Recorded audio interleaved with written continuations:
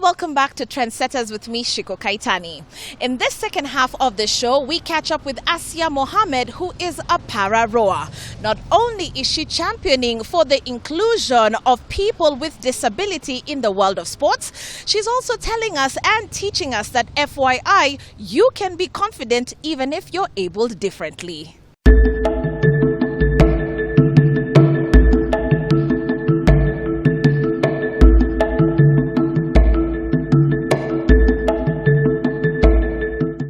Asia Mohammed Sururu, the first Kenyan female rower to either participate in Olympics or Paralympics, and I'm a para-rower. I was raised and born in Mombasa, Kenya, and I went to Potteries for the physically handicapped, and then in Mombasa, and then there's Joytown Secondary School in Thika. And then I went back in Mombasa again, Shanzu, for Shanzu Teachers Training College. And from these two schools, the Potteries and Joytown, it was all about being active. You know, for us persons with disabilities, it's all about keeping the physical activities, all about keeping active. So we were always told to at least participate in more than 1-2 games. That's when I get passion of doing so many games at a go. So I get to know how to play so many games, from indoors to outdoors.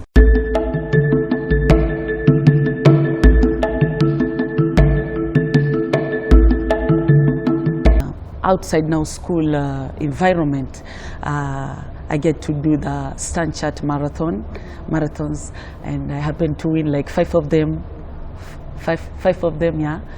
And I venture into sports like badminton. Yeah, in 2017 I was world number 10 in badminton. Yeah, and then I later drop it. And then in 2018 December, I just came from doing wheelchair tennis from Netherlands, and I got a call, and they told me about the rowing, and they want someone who fits my physicality. So they want someone who uses the upper body part. So if you are an amputee like me, or a paralegian, you've paralyzed. So it's they want someone that uses from the waist above. So they're like, you fit the description, and you just come and at least try, see if you can, if you like it. I said yes, and they are telling me that it is in Mombasa, so you can come to Mombasa, back home. You can come back home. So I went back home the following day, and then I tried, and I loved it. And it's actually, it scares me, because the first time when I tried it, I capsized. I did something wrong there, because I was new. I was very green, so I capsized, and then there were some lifesavers, so I was in safe hands. And then people thought like she won't come again. That was scary. But the next day I came, and I love it. I love it. Why? Because it kind of give you peace.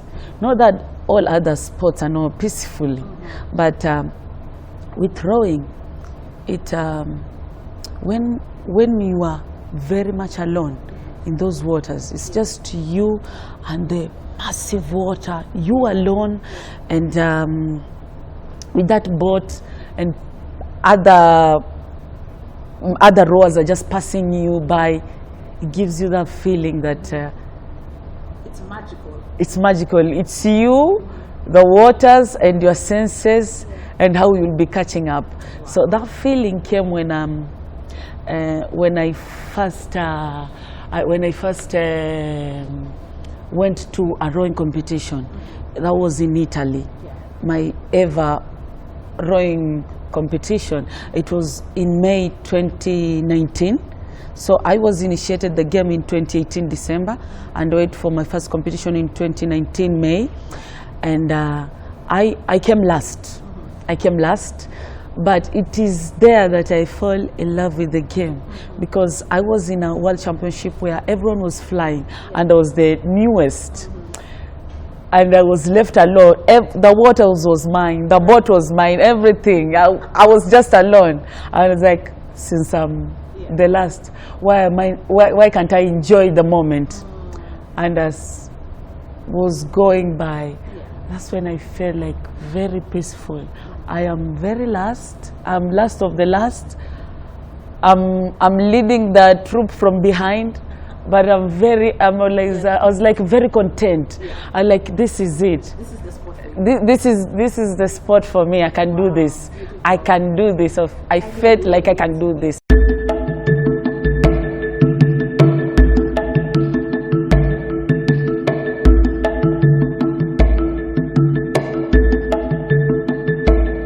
So it actually depends on a particular game.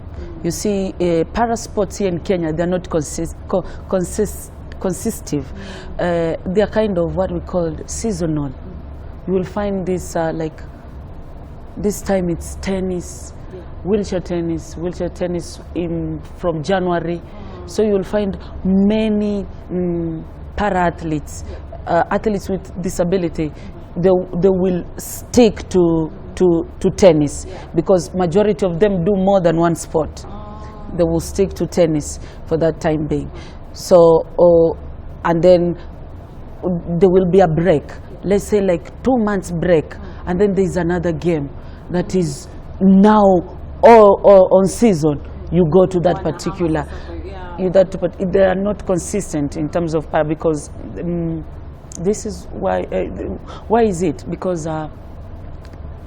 the fundings, the equipments are not there, and there are not many trained personnel to train para athletes in a specific sport.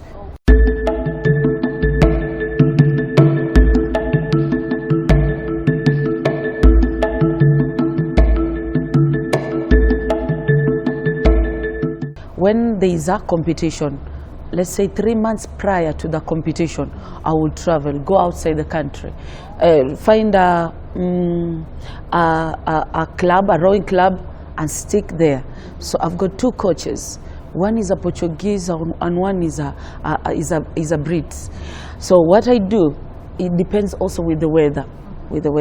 If it is winter, if it is winter and the competition is similar to that, I will choose which one. If it's Portugal, it's winter time. If Britain is winter time, so I'll choose and go to one country and stick there prior to the game.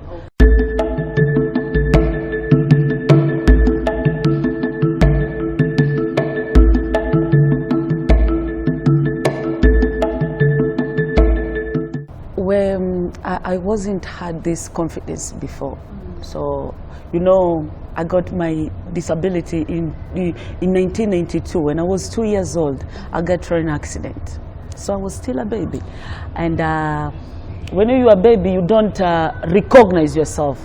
You don't recognize yourself until to a certain age. So when I was late 18 towards 19, that's when I get, when you are at that adolescent stage, you understand, okay, this is me. I have no legs, I've got 7 fingers. Okay, so this is a seer. And I was really struggling. Let me say something. There is a difference between an adolescent with disability and an adolescent who doesn't have disability. You see the way their emotions are. It's the person with disability is 2 times higher than the other person. So that's when I realized I wanted to wear heels, and I don't have legs. I will love how people walk. I will see them how they are, and she has nice legs. I love those shoes. Such things. I want to do this. I want to do this. And then when it was when late 19. That's when I realized, Asia, you cannot do all these things, You've got to do what you what you can. What you can. So that's when the acceptance and appreciation of who I am came, late 19. That's when I really understand who is this Asia? Who is this Asia? From there, I didn't have these problems like low self-esteem, low confidence. I don't have those. From late 2019, that's when I accepted the way I am. That's when my confidence started.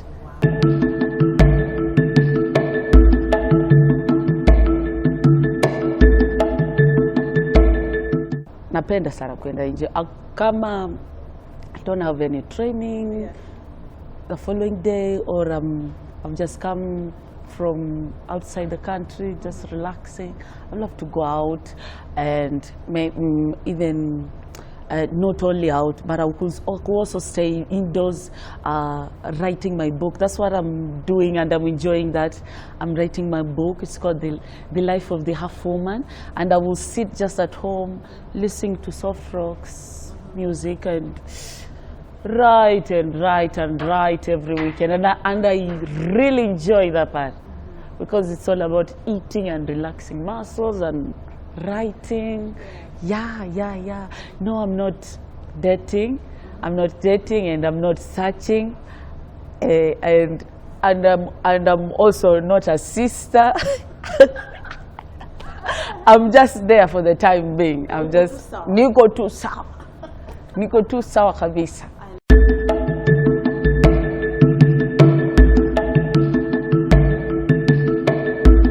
So in my case, let's say I can say my family is my team. So my family usually have like this WhatsApp group contribution. Yeah, they have this WhatsApp contribution. They're very loving. Even now I tell them I change career, I want to be a beekeeper. I do bee farming. They will open a WhatsApp contribution as he's doing beekeeping. Please contribute. So they are very supportive.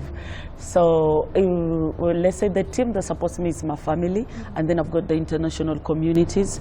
So what I do most of the time, I apply for grants early before the actual competitions. Yeah.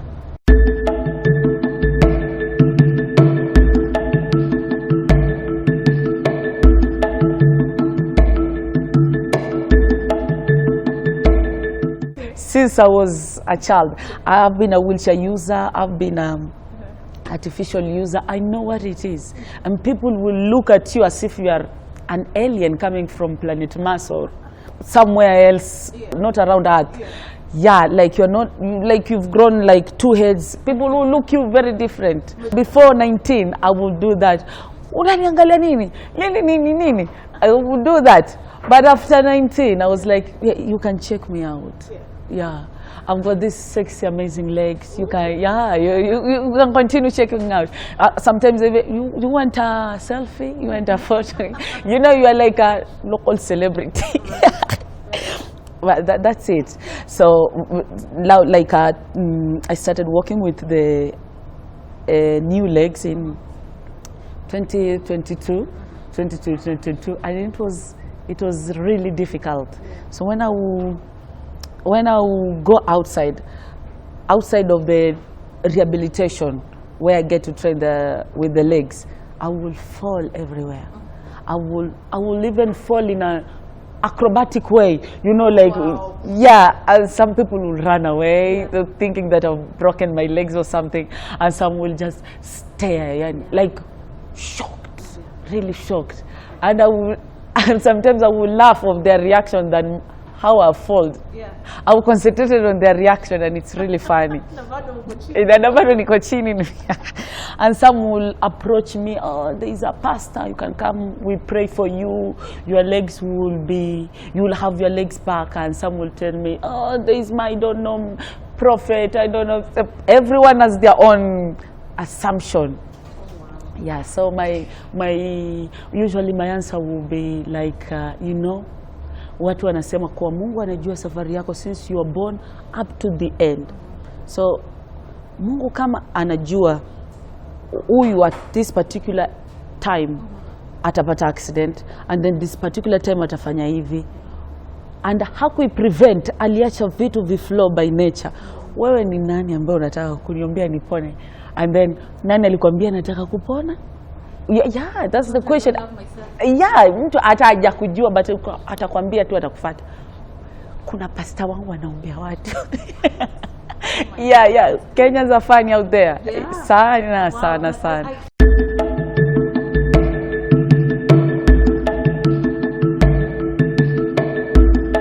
Major competitions before the Paris Games.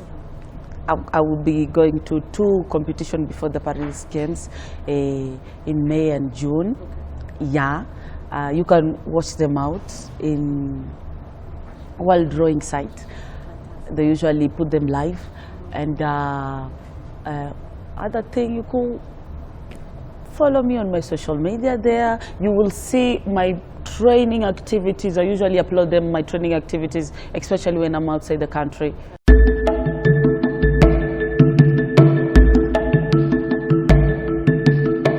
So a day like this, 5 it is, 5:30 it is, and then we indoor rowing 1 hour until 6:30, and then that's it. I relax after, let's say, after 2 hours. After 2 hours, I'll go back. I'll go to work, and then when I'm, that's a day when I'm inside the country. I'm in Kenya. Yeah. I'll go back to work, and then I will work until let's say 6 in the evening. 6 in the evening, and then I go to the machine again, the indoor machine again. I do 1 hour, take a shower, and close my eyes. Let's say I'm outside the country, a day when I'm actually outside the country. So they're a bit different. And so what I do when I'm outside the country, my day looks like 5:30, still 5:30, but they're 5:30, it's a bit different. Could be much lighter or much darker. And then I will do the same. I will go to the indoor machine, do the indoor machine, and then I will rest for 1 hour, and then I will go back to the gym, do the strengthening. Every time when I come back, I'm usually bolder than this. Now I've shrink down because the level of training is not that high. So I will build muscles, I will be bigger. I will be bigger, do some muscle training for, let's say, like 30 minutes. And then I rest for 1 hour, I go back to the water, and then the cycle repeats and repeats and repeats and repeats until the muscles are everything, the body, the mind is sync in one rhythm.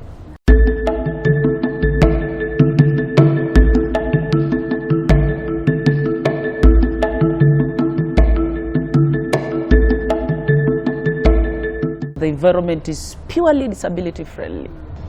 I will tell Babu that we know that the para athletes are others. We know we are not the main athletes. We are being treated like others. I will tell Mheshimiwa that at least they should focus. They should also give us the same treatment with the able bodies, exactly the same treatment, with the more focus on more focus exactly like the able bodies. Then we won't have problems like fundings, equipment, because we understand that disability sports are a bit expensive. You know, someone using a wheelchair and then needs another wheelchair, another training wheelchair, or needs another set or pair of legs to run, the blades. Yeah, we understand it's expensive, but at least you don't abandon us. Tuone kidogo, and we've got so many sports, and we can do more. You know, the more we get that publicity, the more we get that what we actually need, we can qualify as many as possible. Because I've been around the country and I've seen so many persons with disability ambayo wako na serious potential, like, and they're very young.